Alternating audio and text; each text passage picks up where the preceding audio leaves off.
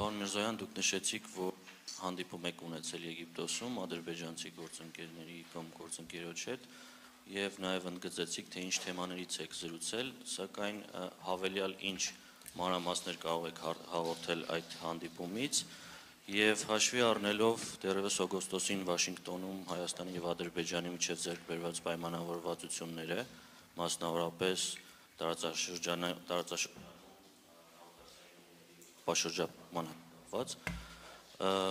ինչ փուլում է գտնվում այս պահին այդ ծրագրի կամ թրիփի իրագործումը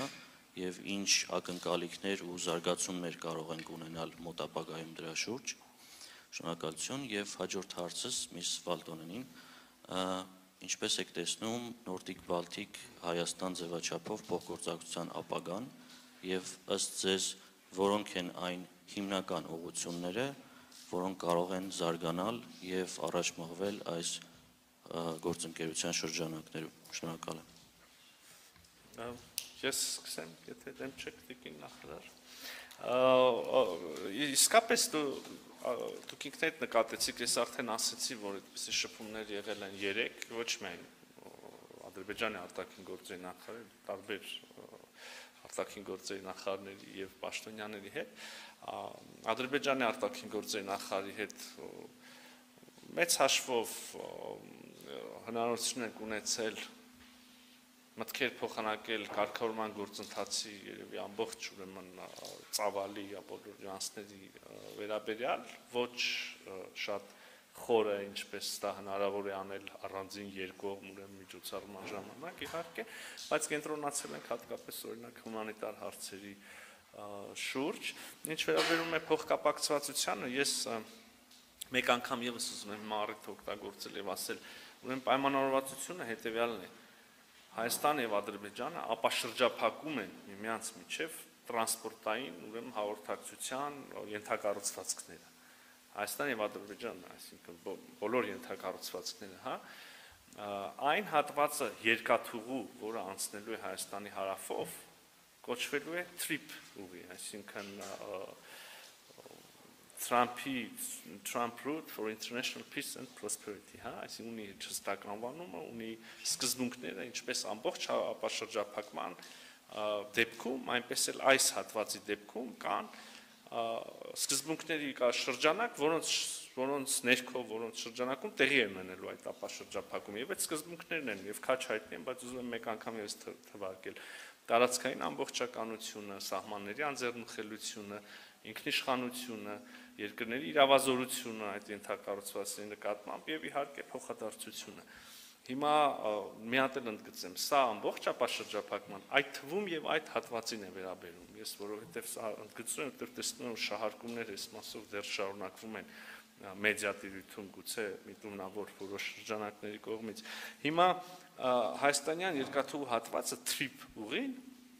պետք է դեռ շարունակվի, ուրեմն պայմանները, տեխնիկական լուծումները պետք է դեռ հստակեցվեն Հայաստանի եւ Ամերիկայի Միացյալ Նահանգների կողմից։ Մենք եւ Ամերիկայի Միացյալ Նահանգները օգոստոսի 8-ից հետո արդեն ջանքեր են գործադրել այս ուղղությամբ եւ դա էլ մեր հենց ամենօրյա բարեկոն իմաստով աշխատանքն է,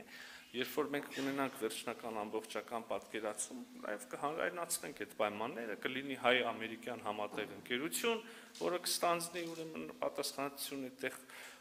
կառուցապատման եւ հետագա շահագործման ուղղությամբ վերջը բոլոր մանրամասները, որոնք դեռ պիտի հստակեցվեն,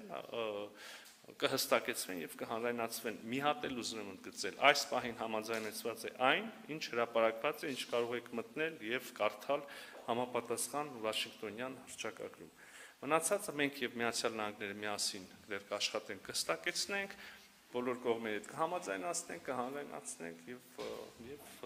այդքան։ Շնորհակալություն, բայց մենք ունենք դեռ ժամանակ հարցեր։ Ներողություն։ Okay, yeah, thank you for that question. Well, indeed, the NBA is extremely useful. Nordic Baltic ձևաչափը շատ կարևոր եւ վստահ շատ բղմնավոր կլինի նաեւ մեր գործընկերության համար Հայաստանի հետ։ Nordic Baltic շրջանակում մենք մեր կիսակետում կունենանք մասնավորապես անվտանգության եւ դիմակայունության հարցերը վերջին ամիսների եւ տարիների ընթացքում, քանի որ այս Nordic Baltic երկրներս մենք նույն ընդհանուր ոչ միայն աշխարհագրական միջավայրն ենք շատ նման, ինչպես նաև շրջակա միջավայրի եւ քաղաքական ընդհանրություններն ենք ԵՄ-ի անդամ ենք, ՆԱՏՕ-ում, բայց ինչ ենք տեսնում այս ամենի առանցքում դիմակայությունն ու կայունությունը այս տարածաշրջանի եւ մեր երկրների յուրահատկությունը այն է, որ մեծապես շեշտադրում ենք ամեն անձի կարողությունների զարգացումը, հզորացումը, դա է իրական ամբողջական ժողովրդավարության հիմքը, թափանցիկ հասարակություն ունենալու հիմքը եւ օրվա վերջում դիմակայունությունը եւ ինքնիշխան պետություն որպես լինելը հենց սա է սրա հիմքը, այնպիսի ինքնիշխանություն, որը դրսից միջամտել ենթակա չի լինի։ Այս հնարավորությունը եւս ունես փոխանակելու իմ սիրելի գործընկերոջ հետ այսօր եւ մենք ուրախ ենք շարունակելու մեր ակտիվ երկխոսությունը իբրև Nordpol NBA-ը Nordpol-ն այս գործընկերությունը մենք նախկինում շատ համագործակցություն եւ գործընկերություններ ունեցանք, խնդրում եմ իմ ջերմագին ողջուններ ընդունել իմ գործընկերների կողմից եւս։